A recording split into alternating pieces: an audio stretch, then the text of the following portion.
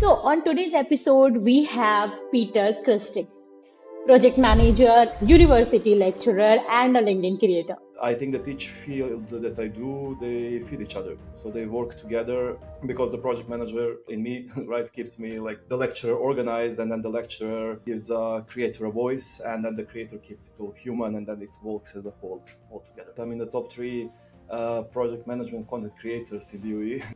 We need to actually learn to let go of that micromanaging. Control might give you speed, that's correct. So if you keep things under control, of course you will do faster. But you don't scale teams, project, people, company, and nobody and nothing. So your team to grow, you have to stop being the smartest person in the room. For me, creativity is actually how I survive the mess. So, what are the other mistakes you think that leaders are making as of now by controlling everything? According to you, what do you think? What's that moment where that particular control backfires everything and everything falls apart? So I treat AI as an assistant, not a manager, and it clears my mental desk so I can stay human. So many positions died, right? And then when now someone comes to me and says, don't trust AI, I'm not going to use it, I will stick to my traditional methods. How do you navigate through a city, let's say? And then they say, well, with GPS, with Google Maps. I say, like, why don't you spread and open your paper map and then you do it? Okay, so three roles. Most of us are tired in one lane. How did you end up driving in all three? Was it a plan or life did just say, okay, keep coming and I'm there for you? First, thanks for having me. It's been a pleasure and looking forward to this one. And definitely for your question, honestly, it wasn't some master plan. Actually, I never actually sat down and said, "Okay, let me wear all three hats" or anything else. But just happened from time in time. So I started as a project manager because I studied that. It's my field of study, and I also liked structure, like making things happen and turning some mess that usually happens in our life into some clarity. And teaching came later on, so almost by accident. That was in COVID time around 2020, when I realized how much I love actually working with students, with young individuals, and also I think I have some roots in the family because half of my family is in education, so it somehow come together.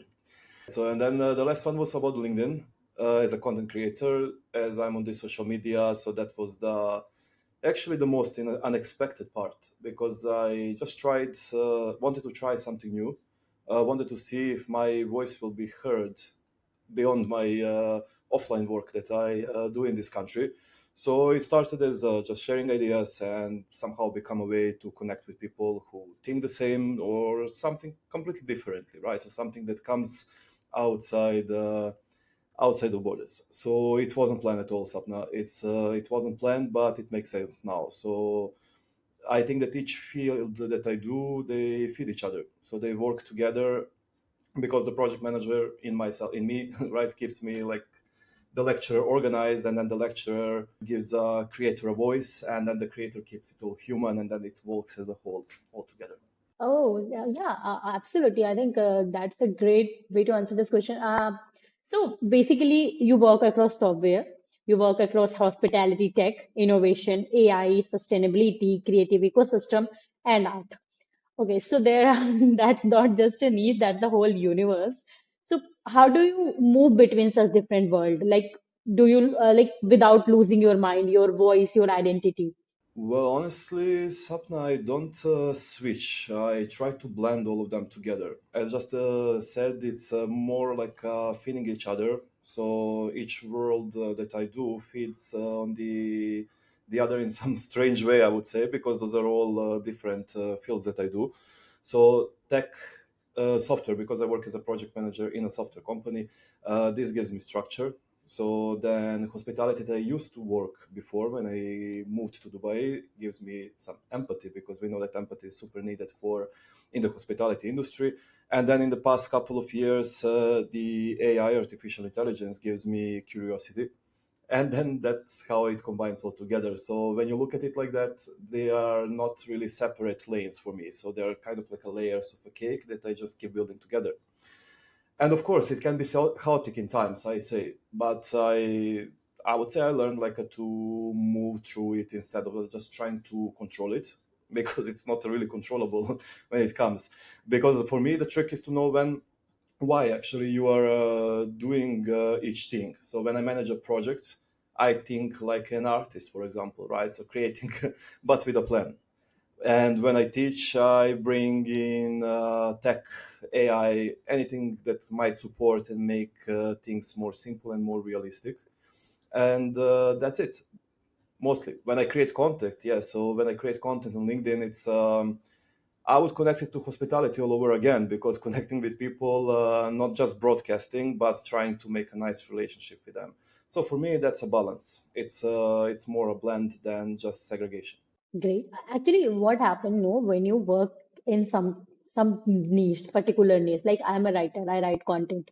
Then I have to, when I have to do the podcast, I have to switch my mind because I am trying to keep that balance.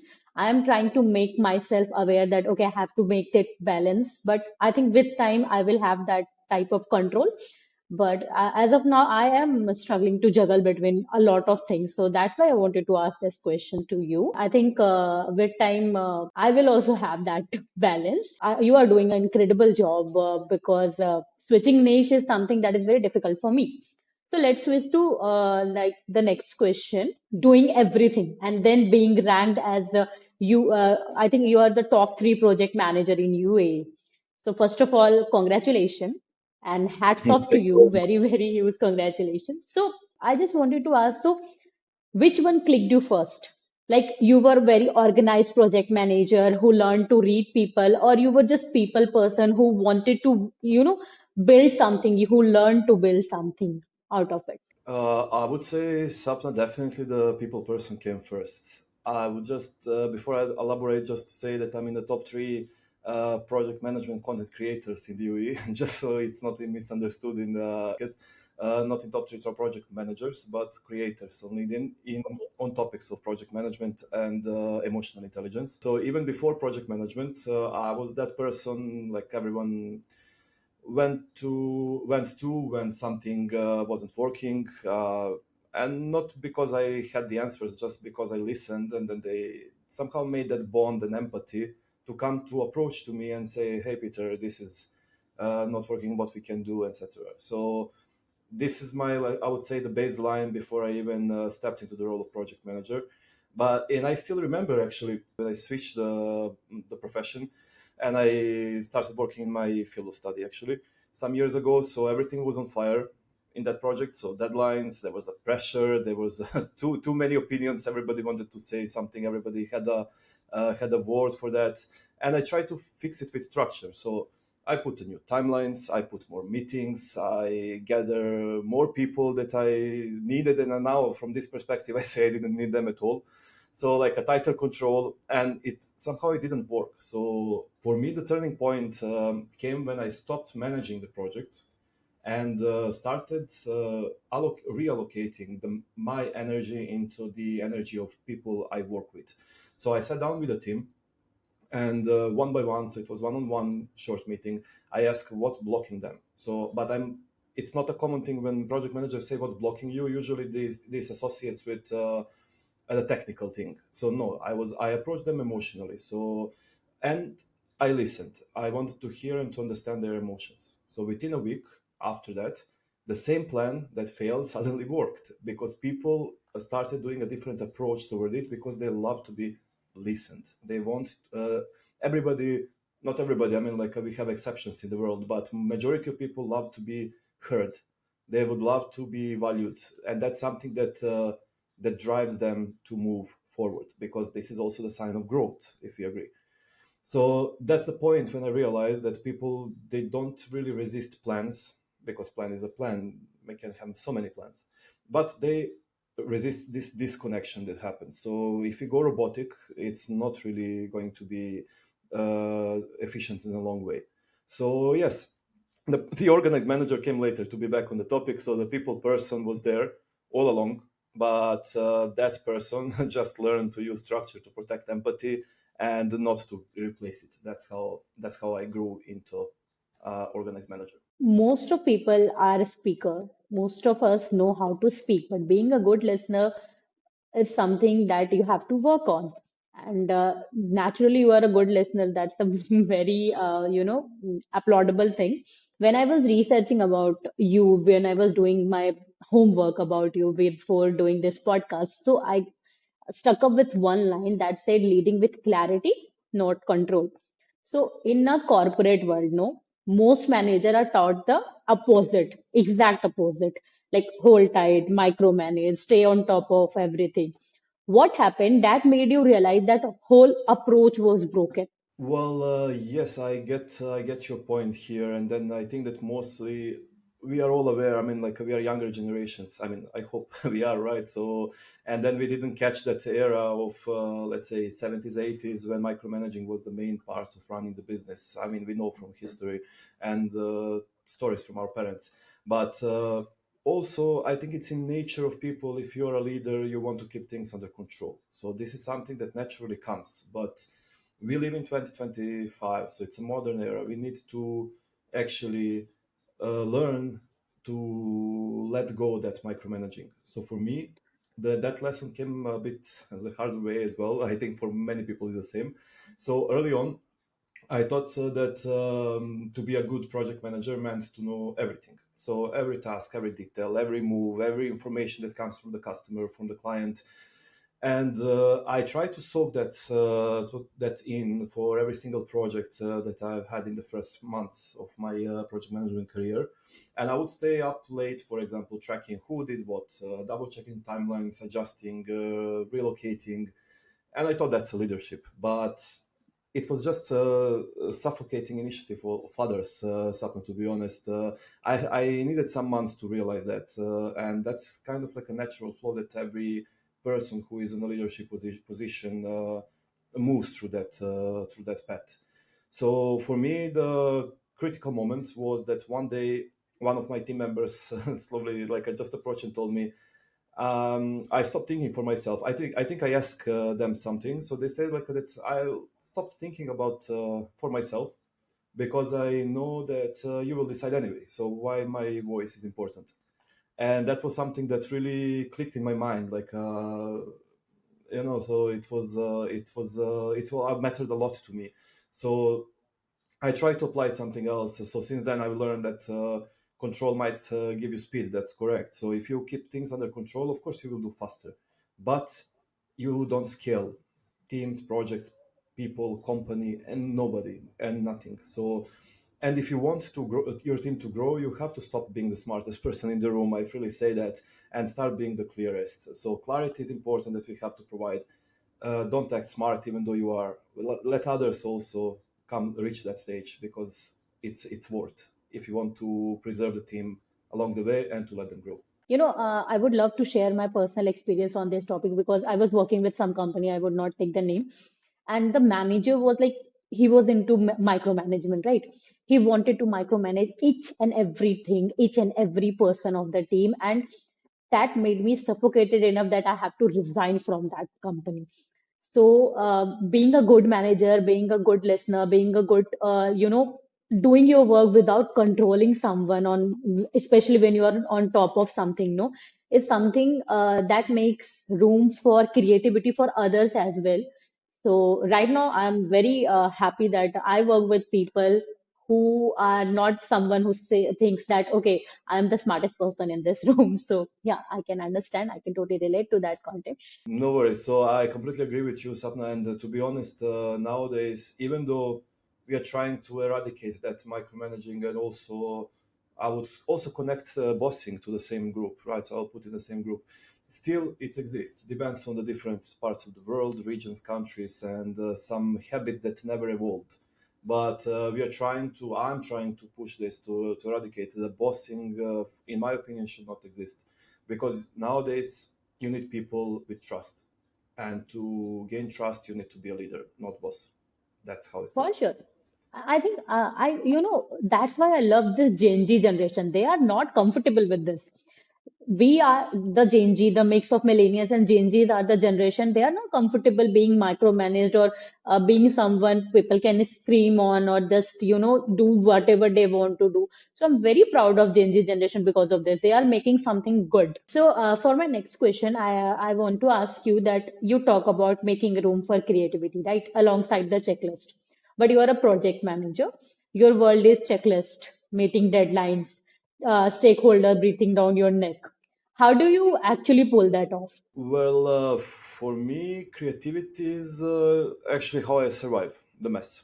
So, I mean, not only Wow. I, but also my team together with me.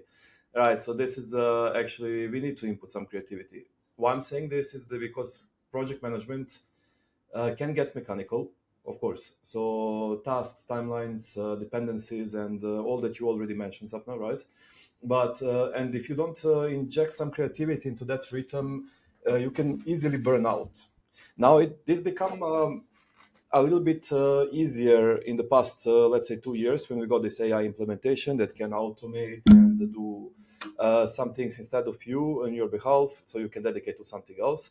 But still, that's quite recent. So in time, I learned that when I was managing a rollout project with a team that was like, for example, exhausted, and everything was technically on track, yes, but there was no energy. Everybody was like a zombies, right? So this is not something that I want to have with my team. I grant for team excellence. I want them to be equally happy and productive and efficient. So this takes a good balance and time to do it, because you as a project manager, as you said, apart from moving from the chaos, you need to think about the team. And then if your team is happy, you get half work job done. So this makes it much easier for you, so you don't go as a project manager in the burnout phase. So instead of pushing harder, I tried a small experiment in the very beginning with teams when I saw that project that they're like zombies, literally. So I asked everyone to share one small improvement idea, like let's say like a brainstorming, that is not process related. So it's something that would make their day easier or just more funny. Or if they want, I don't know, let's watch a football game in half an hour, no problem. Like, let's implement that if that will make you happy. Right. So then someone suggested renaming like some boring task. Okay, they related to the project itself. So some to rename some boring task into missions, like some let's say to make visual dashboards. That time we started using Miro board. I believe you're familiar with. So this is like an infinite board where you can put memes, so you can put nice things, right? So that make it more colorful and vivid, and that draw people in.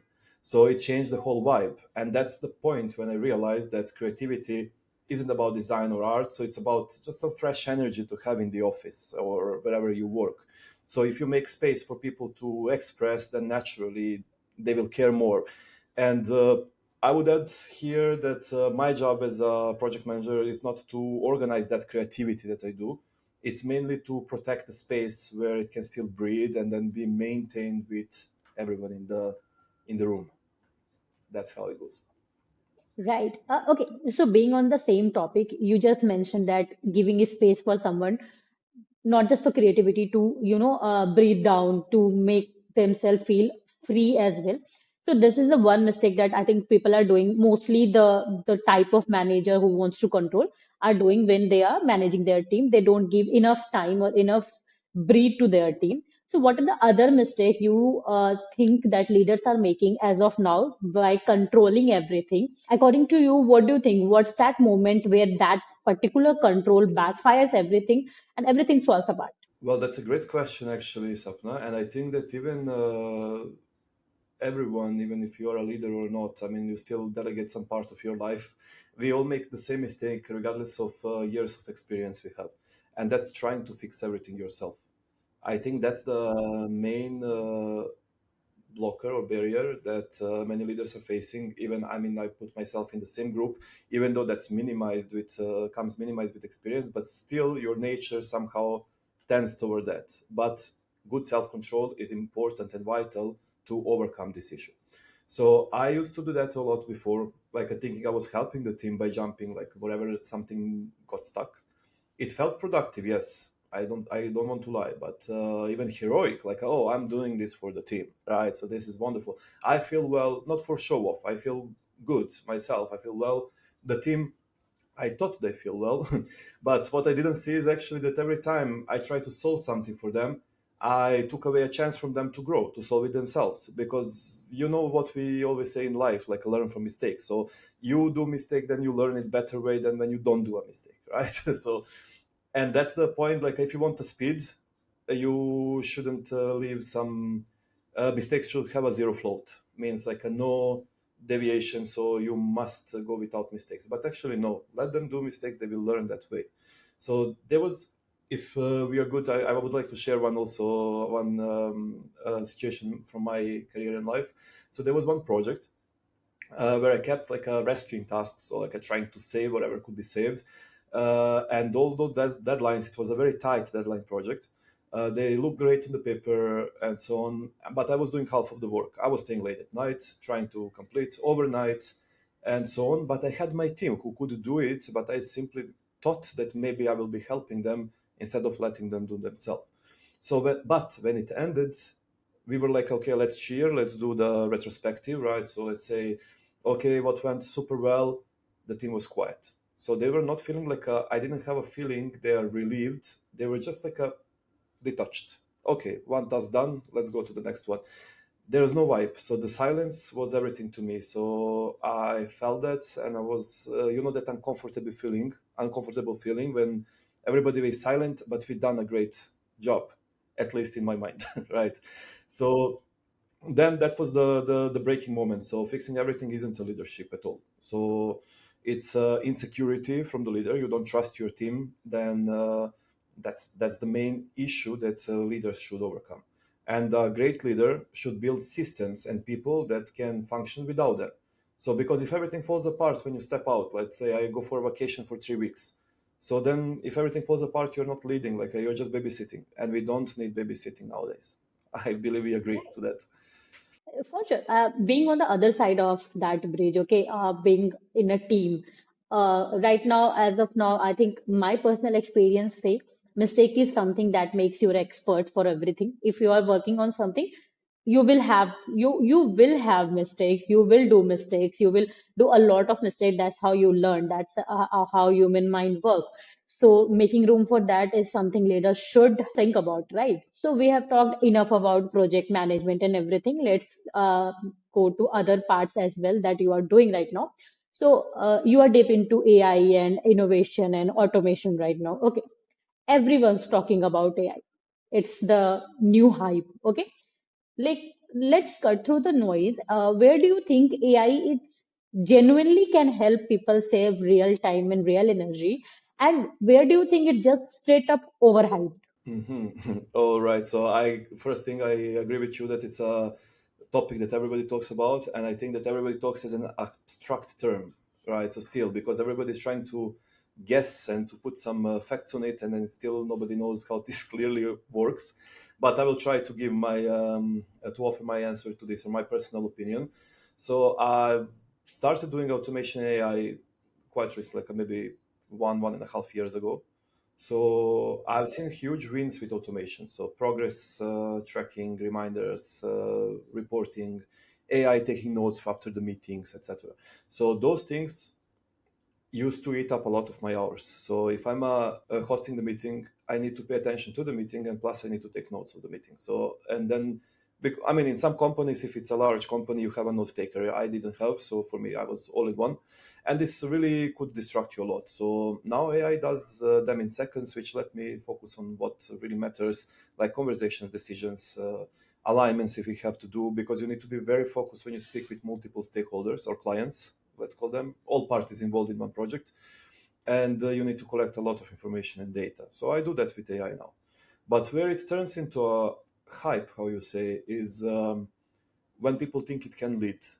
No. So in my opinion, AI can can do predict delays, like can't do this stuff in your behalf, but it cannot sense, let's say, hesitation in someone. So someone who tone of people voice during the meeting. So it can summarize that feedback that that person said, but it cannot build trust. How will AI build trust for me? So I cannot be led by AI fully in 100%. AI can give me guidelines. Even when I'm doing a meeting, my pre-meeting notes, I used to write myself. Now I rely on AI. I use the language models, any of those that we want to use. So I use those, no problem. I mean, that's a great thing. Why not? Because this can help me a lot. But I don't rely on those. Those are just my bullet points, right? When you're doing a talk, you have bullet points and then you are led by them, but you make the whole story. So I treat AI as an assistant, not a manager, and it clears my mental desk so I can stay human. And I can freely say that in the past 2 years, since I started the AI implementation, I grew a lot in my soft skills. Developed them a lot, way faster than before, because now I got some extra time. Right. I just shared one post about where I was talking to Ranveer Allahabadia about this particular AI thing. So there were a lot of posts trending on LinkedIn as well that says AI can kill your creativity. And I was so offended. I was so offended that I asked this question to Ranveer Allahabadia, and he also said that okay, AI can help you think more, maybe expand your horizons, but it can't make you feel that human emotions that a writer or any person that has the expertise to do on.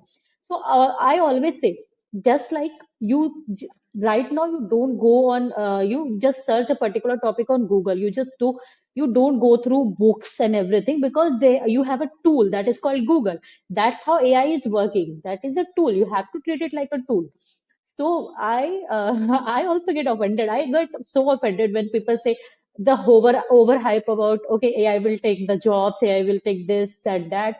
You just have to learn it. You just have to make your peace with it. Okay, there is a tool, and I have to learn about it. Absolutely.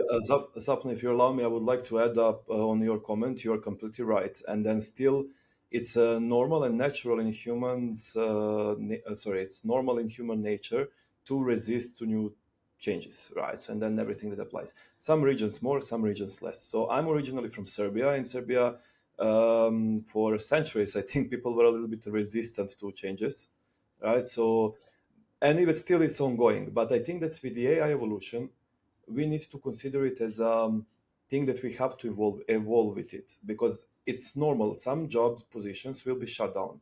The same thing when we had digital evolution in early 2000s, right? So when internet, Google, and everything pop up, so many positions died, right?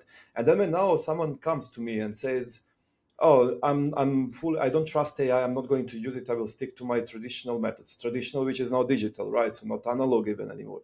So, and I asked them like, okay, so why, how do you navigate through a city, let's say? And then they say, well, with GPS, with Google Maps. I said, like, why don't you spread and open your paper map and then you do it, right? And then they start like, because I have Google Maps. I said, okay, yes, but now you have AI, so that's how you transited. You evolved with Google and internet in the early 2000s. Now you have to evolve with AI, because otherwise you will not be able to sustain in this market, right? You will be left behind, and that must be understood, because digital evolution, okay, but AI evolution develops 10 times faster than digital evolution. So we need to evolve 10 times faster than before.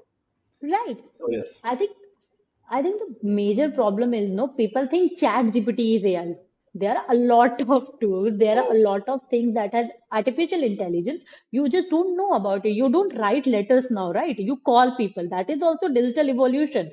So you have to understand that it's an evolution phase. So let's go to the next question that is about art. Okay. So you worked in creative and art ecosystem as well. And alongside all the tech and businesses and stuff, I'm most fascinated by this art part of yours.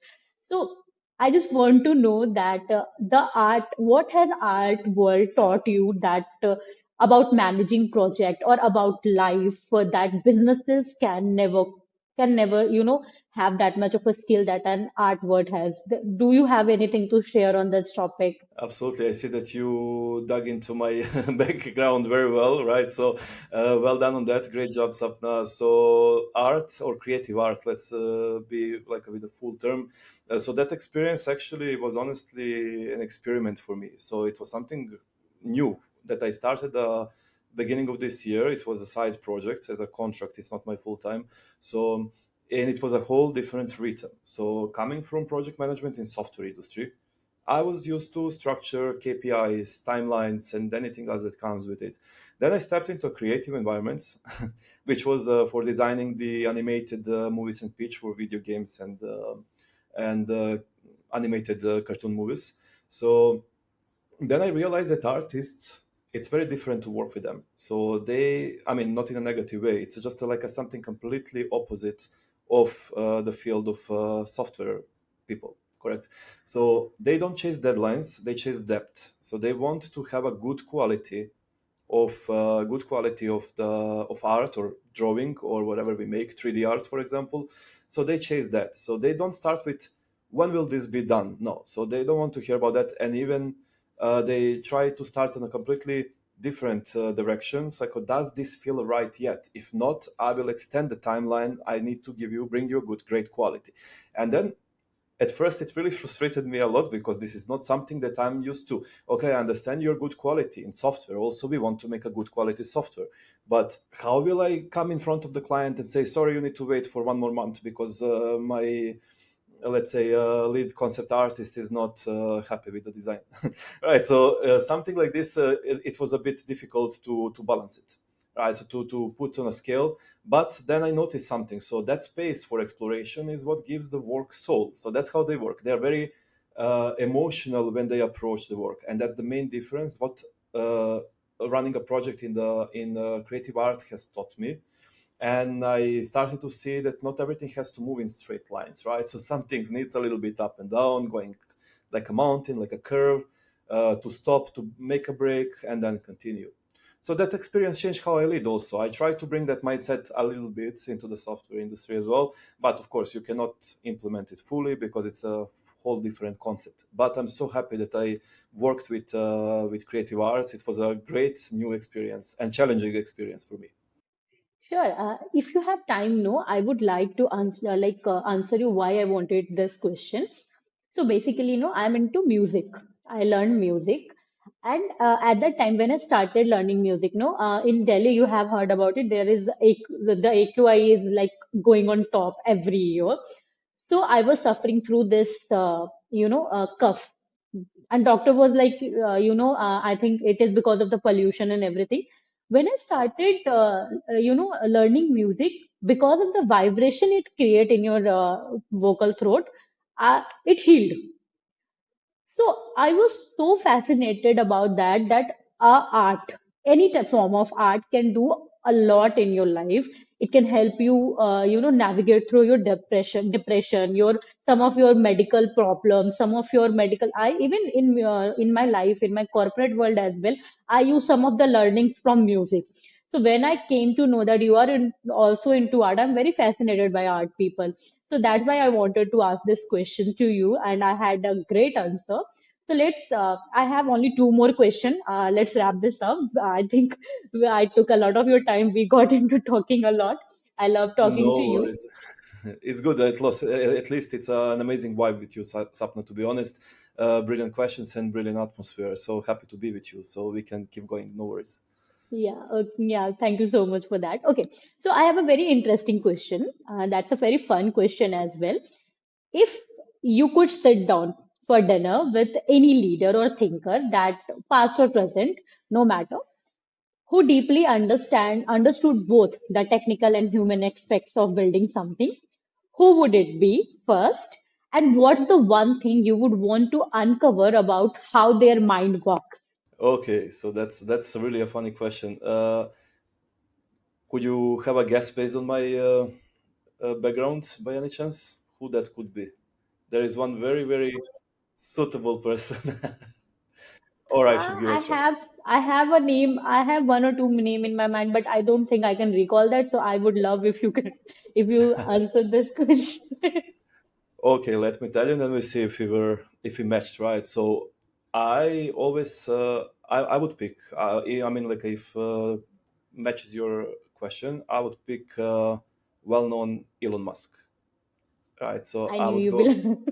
I knew Was it? that has something to do with Musk, but I just don't didn't want it to, make my answer. I just wanted you to answer this. Okay, and why? So I would love to meet Elon Musk. I mean, there are a lot of things happening about Elon Musk and people opinion in the world. You probably are aware of it as well. So, and I don't want to meet. I wouldn't love to meet him. Not just because I agree with everything he does. I don't. So there are a lot of things that I'm against what he says and does. But there are also a lot of things that I love with him. So because he mastered an art of turning that his vision into execution, but upwards. So, and this is very interesting and fascinating for me. So, because I would like to ask him, like, how do you decide when to keep pushing an idea that looks impossible, and then when to let go, right? So, because when you want to make something that is literally impossible, and then what level of motivation you must have to make it possible, right? So I mean, like, let me create wings for humans so we can fly. That's a mission impossible. So what actually pushes me to actually do this, right? So this is something what I want to know, because speaking of Elon Musk and the tech and innovation where he is in, so that line between being bold about something and being blind completely about something is a very thin line. So that's very intriguing for me and fascinates me about him. And not only that, it's not only also the speed or ambition as well, because we see clearly that someone without ambition couldn't make what he's done. So it's mainly how he keeps multiple worlds, like me, for example, right? So multiple businesses, as you know, that he's doing about cars, about rockets, about artificial intelligence nowadays, energy, and so many other things.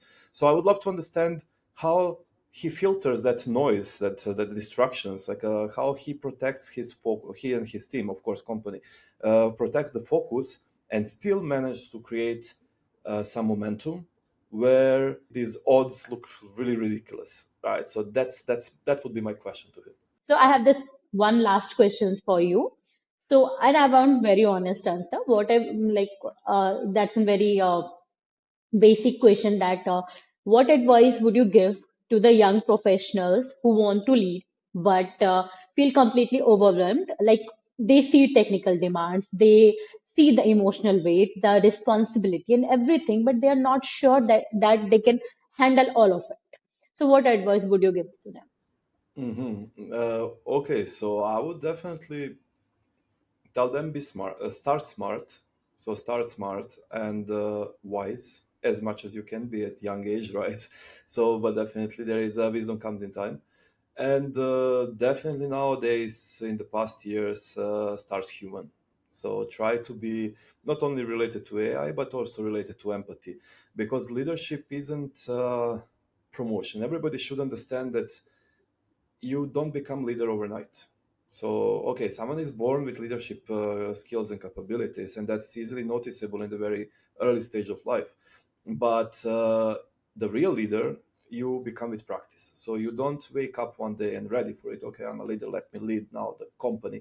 It doesn't work that way. So you grow into it by caring about people, but by trying to protect them, and even when it's not even when it's let's say not convenient, right? So you have to sustain, to persist, and to be responsible on that role. So when I first started leading, I thought I had to have all the answers, right? So, and I burn out fast. I remember it was like a super nightmare, I would say.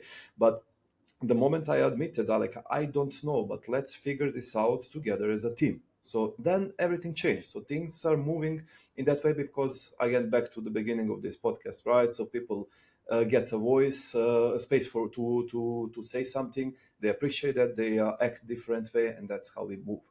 So people lean in, we become a team, and that's not a hierarchy anymore. Still, there is respect, but there is not such a strict hierarchy. So I would advise or give advice to everyone. It's not like I have maybe 10 years of experience overall. I'm not like a super in the old stage, but still at this point of time on my lifetime. So I can say that if you feel overwhelmed, that's actually a good sign because it means you care, right? So if you have a little bit of shaking legs and thoughts, that's also because you care. It would be strange if you go, let's say, I would say, I come to your podcast now, right? So I care about this story that I will say. You care about your show to run well. So if we don't care, then it would something is odd then, right? So it means we care, and that's very important.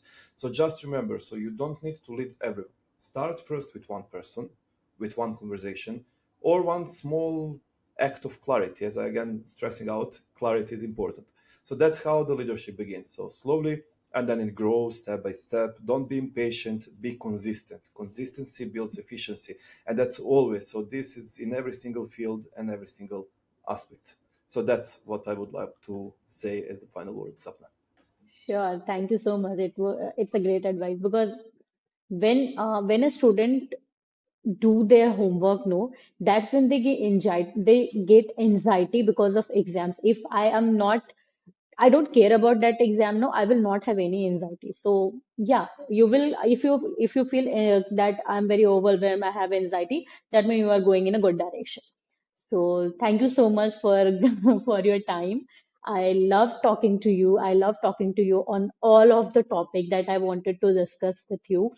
I had a great time. When there is a shoot, no, I'm very I have anxiety. What if the vibe not matches? What if there is something off? But I am very lucky because all of my guests, like there are 10 guests already on my podcast, all of them, when I talked to them, no, I had a vibe. I felt incredible talking to them, and you are one of them. So thank you so much for taking out time for my podcast. I really hope we can do this again on some other episode.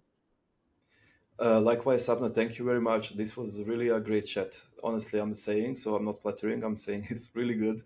I already mentioned that I had a great connection with you, right? So for this podcast, so thank you for all the thoughtful questions. So and the space to just be real in this podcast, and that's the important thing, right? So we try to bring real stories in, and I really enjoy this one. So, and to everyone listening, keep building, right? So let's keep building, keep learning, and stay curious in your life. That will make you reach the stars. For Thank you sure. very much. Thank you so much. Have a great day ahead. I appreciate it. Thank you.